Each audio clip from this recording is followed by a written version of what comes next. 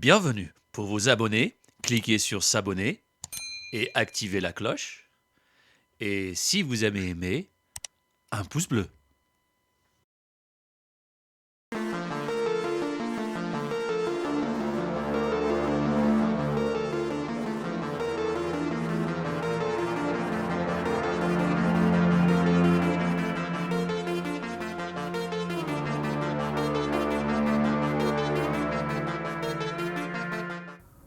Le mystère du Graal. Un des grands mystères de notre monde est l'existence d'un calice aux vertus prétendument miraculeuses nommé Graal ou Saint Graal. Nous allons aujourd'hui à la découverte de l'histoire de cet objet qui fascine l'homme depuis maintenant plus de 2000 ans. L'histoire du Graal commence le jour de la mort de Jésus, quand lors du dernier dîner, Jésus prit le pain, le cassa et dit « Prenez et mangez, ceci est mon corps. » Ensuite il prit le calice et dit « Buvez-en tous, parce que ceci est mon sang de l'alliance, versé pour tous en rémission des péchés. » Le jour d'après, le vendredi de la Passion, Jésus fut crucifié. Lorsqu'il fut déposé de la croix, un de ses disciples, Joseph d'Arimathie, l'enveloppa dans un drap, et il le porta dans la tombe de famille. Pendant que le corps de Jésus était lavé et préparé pour être enterré, quelques gouttes de sang coulèrent des blessures infligées par les centurions à l'aide d'une lance.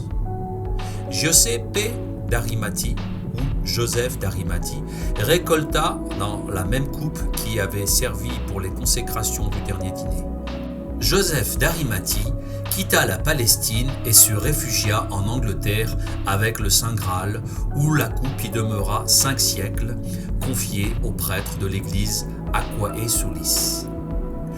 En raison de l'avancée des armées païennes, on voulut le porter dans un lieu plus sûr. Donc, un prêtre prit l'engagement de l'emporter au pape à Rome. Mais lorsqu'il arriva à l'île Comacina, au milieu du lac de Comme, les Lombards avaient envahi la zone et la route du Graal s'arrêta là.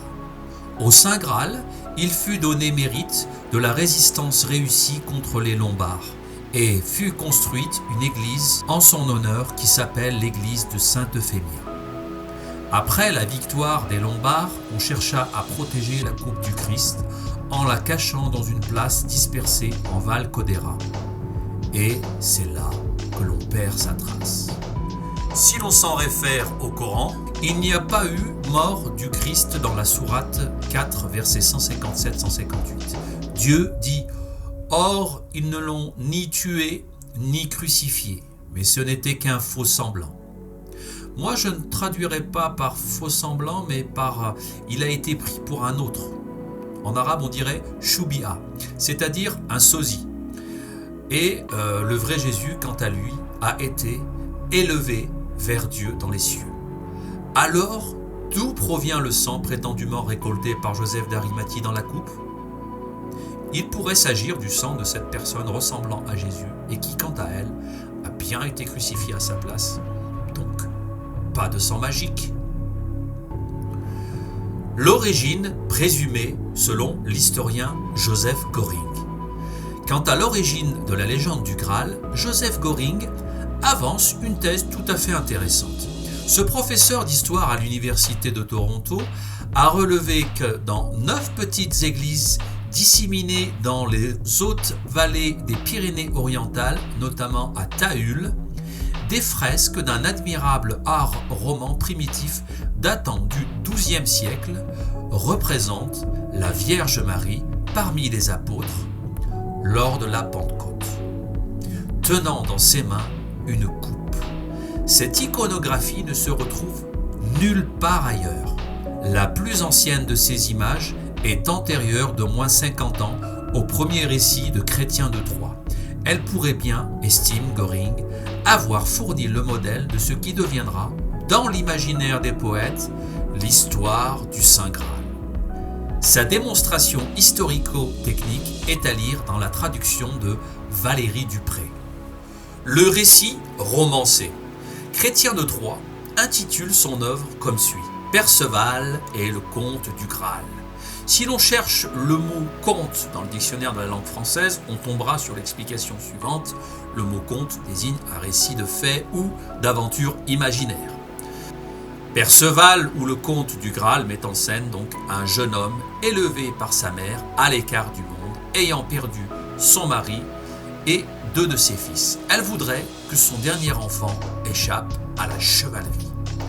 Un jour, au cœur de la forêt déserte, le jeune homme croise des êtres merveilleusement beaux qu'il prend pour des anges. Ce sont en fait des chevaliers en armure. Au désespoir de sa mère, il décide alors de se rendre à la cour du roi Arthur pour se faire armer chevalier. Tout au long de ce roman d'éducation, Perceval, enfant rustre, naïf, ignorant jusqu'à son nom, accumulant les maladresses et manquant à tous les usages, se révèle néanmoins peu à peu un excellent chevalier. Au fil des épreuves, son extraordinaire vaillance surpasse celle de Gauvin, l'autre héros du livre, et c'est parvenu au château du roi pêcheur qu'il voit passer devant lui le mystérieux cortège du Graal. Ce dernier roman, hélas inachevé, de Chrétien de Troyes, composé vers 1180 à la demande de son protecteur Philippe d'Alsace, comte de Flandre, est la première œuvre qui mentionne ce vase extraordinaire. Il a donné lieu à bien des continuations telles que Parzival de Wolfram von Eschenbach, qui évoque le Saint Graal non plus comme une coupe, mais une pierre. Est-ce donc là la naissance d'un autre mythe, celui de la pierre philosophale? Cette pierre prétendument miraculeuse qui transformerait le plomb en or. Dans le cas de Chrétien de Troyes, nous avons affaire à un texte qui replace le Graal dans l'imaginaire d'un écrivain, donc plus de lien avec la réalité historique. Intéressons-nous maintenant à l'étymologie du mot Graal. On retrouve cette utilisation du mot Graal vers 1180 dans le récit du romancier français Chrétien de Troyes, dans le roman Perceval et le conte du Graal. Le mot Graal a pour origine le mot latin gradalis, c'est-à-dire un plat large et creux, ou cratis, ou clé dans le sens récipient. Sous une forme franco-provençale ou occitane, une origine supposée est que le mot Graal viendrait du latin médiéval cratella, c'est-à-dire vase, et qui désigne en ancien français une coupe ou un plat creux. Le mot Graal pourrait venir également du mot hébreu goral, qui veut dire sort ou hasard, dans le sens tiré au hasard. Mais aussi, le mot goral se traduit par héritage ou part, donc rien à voir avec une coupe, un verre ou un calice. Donc pas de lien entre le mot Graal et goral, qui veulent dire deux choses différentes, et ces mots ne sont pas non plus contemporains l'un de l'autre. Les Hébreux, quant à eux, ont toujours utilisé le mot Graal à bon escient.